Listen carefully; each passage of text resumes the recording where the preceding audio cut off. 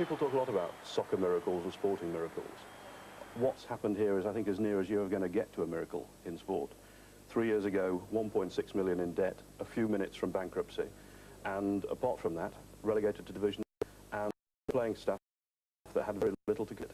What's happened since has been, I think, probably the most remarkable transformation in modern soccer history.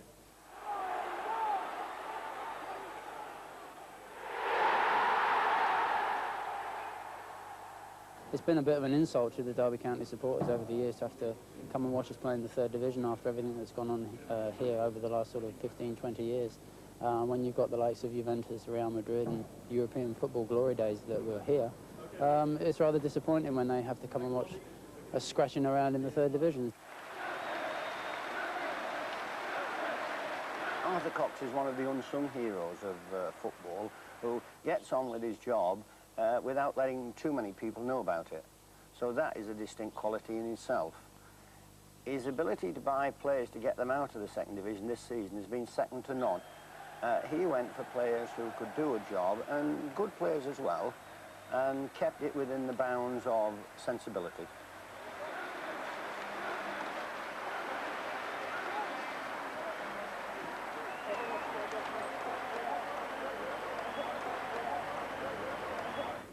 Will make more money available as required to improve facilities and to enable the manager to buy players, to start building a team that will earn top honours, which is the kind of glory that Derby County has enjoyed many years before, both at home and in Europe. Okay, just a little bit higher now, Peter. In the centre. That's good. That's fine. Well, the England goalkeeper's coming along. He's going to strengthen everything around the club and play a part, I would think, on and off the field. I mean, he's quite a character. He's a superb ambassador for both the club and for England, and I think we've got an absolute bargain. Not so long ago, the chances of England's #1 goalkeeper joining Derby County were about as remote as the club getting back to the 1st Division. In 1987, both those things happened. They're the latest chapter in a story that's being rewritten almost every day. A story of league championship wins back in the 70s, relegation and near bankruptcy in the early 80s, boardroom politics, sacked managers, and every now and again, a game of football.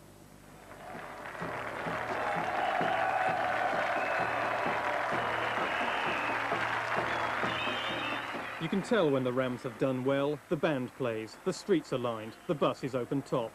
This was the civic reception to mark promotion to Division 1. The trophy, the one in the middle, wasn't much to write home about. Cut glass instead of silver. But no one was complaining, especially after what had gone wrong in the recent past. Chronic mismanagement at all levels of the club. I think a lot of it was chasing the tail over Brian Clough's departure. They always felt they had to have someone who shouted louder than Brian Clough. They always felt that they had to have someone who would drown the noise of the acclaim of what was happening at Nottingham Forest. And I think too many of the managerial appointments were made with that in mind, instead of someone who could come in and do an honest, dignified, straightforward job and stick to the sort of standards that Clough had produced here when he'd created an era of success. How close was this club to going out of business 3 years ago? It was on the brink. It was as close as that, basically. We couldn't pay the wages week in and week out. We couldn't pay the laundry bills. The High Court knocked us back 3 times. And eventually, when we did manage to raise £125,000, pay off the revenue, Judge Mervyn Davies allowed us to go on, and here we are today. The size of Derby's support was one reason why the judge allowed the club to live. Rams fans have a passion for their team.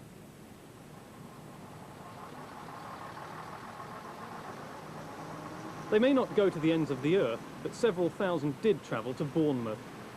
It was 1984. Derby were in Division 3. They lost the match 1-0. At that time, the supporters could only dream about glory.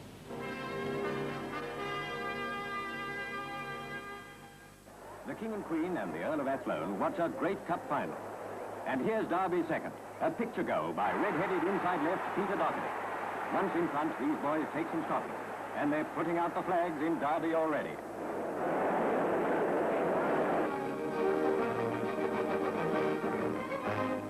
Yes, Derby was proud of its cup-winning soccer team. When they hit the old hometown after their 4-1 Wembley victory over Charlton, Derby County got an outsized civic welcome. With a lorry doing duty as a triumphal chariot, a swirling crowd followed on in the city's biggest celebration since victory night.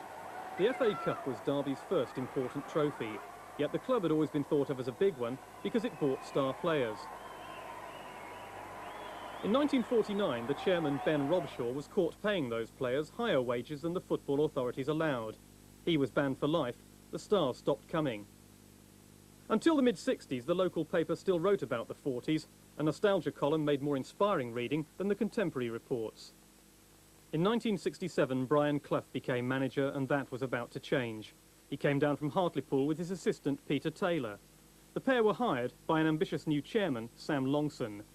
With wage restrictions lifted, the three had big plans for Derby. Within months, Clough and Taylor were knocking on a door in Liverpool, trying to sign a centre-half. I came down and we had a good chat, which took us to about 2 o'clock, 2:30. And I said, well, I'd like time to think it over. I think to make a decision of leaving my family, which I would have had to have done at that time, because I was a young lad of 18, 19. And they said, well, if you want to think it over, we'll sit here until you decide. So I turned to my father and I said, well, what do you think? He said, well, if they want you that badly, son, I think you should sign. And I signed. And as soon as I'd signed, as soon as it was the dry, that was the house, and they'd gone, and that was the end of it. Dave Mackay joined Clough and Taylor in 1968. He'd won almost all there was to win at Spurs. He became one of the highest paid footballers in the country, bought to provide leadership and to pass on his know-how to a young but promising squad. It was the classic blend of youth and experience, and best of all, it did work. He did all the running and chasing, and I did, now and again I had to make a tackle and that type of thing. But I enjoyed that particular thing. But these lads worked hard around me, and it was easy for me to help them with my experience and everything else. Mackay and his lads won the second division title at a canter. The old man enjoyed 2 more years at the top. The wall, Charlton, Kidd, Styles, Trevin. Very Carley, number 8's over the ball. Now it's Mackay. Right through the gap! Oh, dear, dear, dear, dear, dear.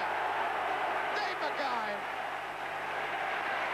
Oh, that Manchester United really looks sorry for themselves now. Dave Mackay.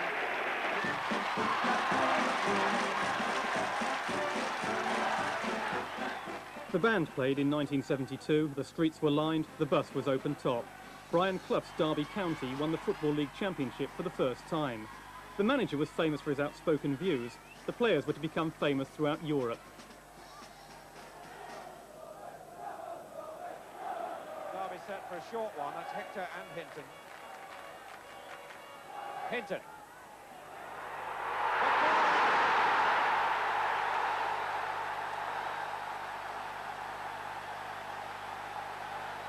And it's Hinton going to take the corner. Not a short one this time, but again aimed towards McFarland. Hector. Yes!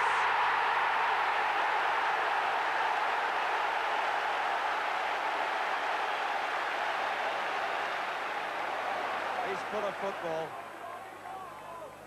McFarland. Daniel. Loose. McGovern. Derby reached the European Cup semi-finals in 1973. All appeared buoyant at the baseball ground. It wasn't. I was with Roy McFarland and Colin Todd and I think David Nish. We was down on England duty down London, and we were sat having a cup of tea in the lounge in the hotel, and someone came over and says, "Have you heard the news?" And we says, "What news?" He says, "Brian Clough's resigned." And we said, well, "He's joking, you know, there's no way." Basically, he fell out with his chairman. And that was all to do with the sort of things that Brian Clough was saying in the papers, the fact that he got himself a television job and came up with some very outlandish things, most of them perfectly true to my way of thinking. But Sam Longson found himself having to defend himself when he went to other clubs. He would go to Leeds or to Manchester United and they'd say, "Can't you control your manager?" It's not a fight between Brian and myself and Peter. It's a fight between, shall we say, right or wrong. I don't see it as a battle at all. I resigned and they've accepted it. Peter and I are now officially finished with the Derby County Football Club. Can you tell us why you resigned? Brian, can you just answer? That is the last question. Thank you very much indeed. The manager and chairman had been friends. They became enemies after Longson put out a statement claiming that Clough had demanded unreasonable pay rises and fiddled his expenses. I think it's a statement from a man who's not quite with it at the moment, I won't go so far as to say he's sick. Other people will determine that. And I think it is a statement which could destroy Derby County Football Club, and it already has destroyed him.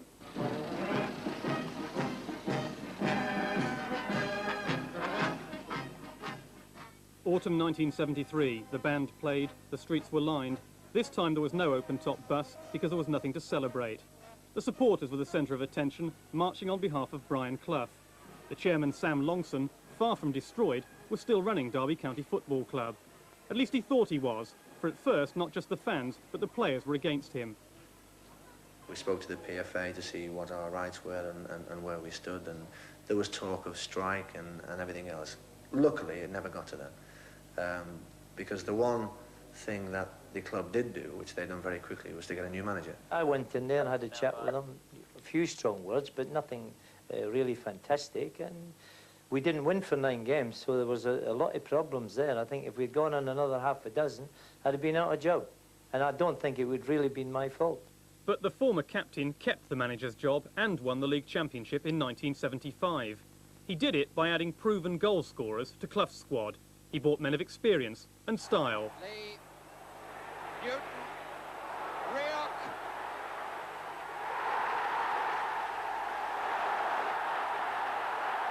Lee, interesting.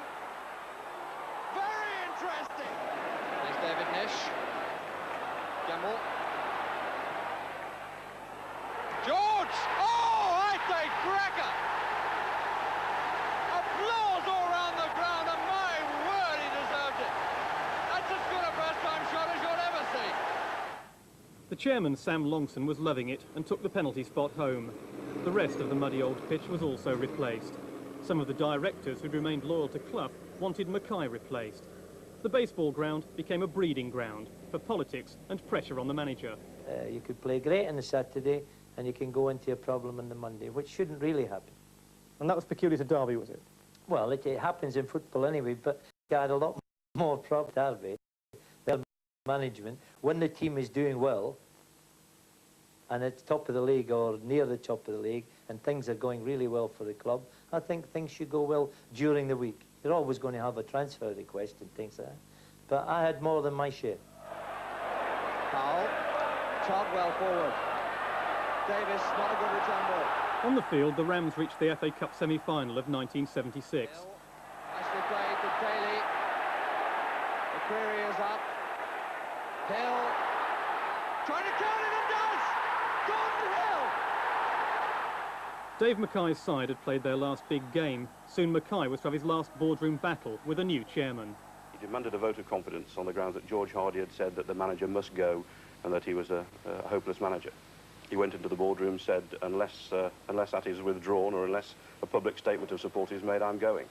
And I think he found that everybody looked into their hands and stared at the ceiling, and he went.